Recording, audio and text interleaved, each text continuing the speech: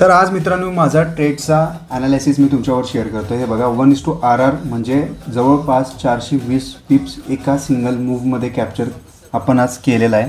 तर ते लॉजिक बघा काय आहे. आता मी 2 टाईम फ्रेम्स यूज करतो युजली.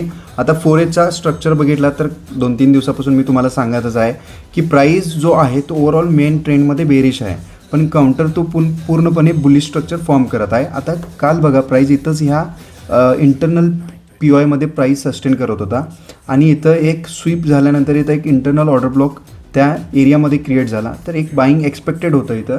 आणि इथं बघा 1 मिनिटच्या टाईम फ्रेममध्ये इथं स्ट्रक्चरचा तुम्ही बघितला तर इथं शिफ्ट झालेला आहे, पण इथं कुठं आपल्याला व्हॅलिड एंट्री भेटली नाही. इथं पण आपल्याला व्हॅलिड एंट्री भेटली नाही.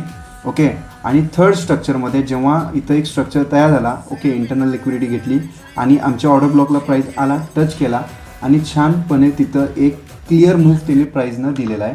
आणि दुसरी गोष्ट इथं तुम्ही बघू शकताय की प्राईस आत्ता ह्या लेवलला म्हणजे ह्या हायच्या 4Hच्या हायला इथं स्वीप केलेला आहे. म्हणजे इथं परत एक डाऊनफॉल मार्केटनं दिलेला आहे. म्हणजे हेच आहे परफेक्ट ॲनालिसिस. तुम्हाला माहीत पाहिजे की कुठे एंटर करायचं आणि कुठे टार्गेट बुक करून तुम्ही मार्केटमधून बाहेर पडायचं.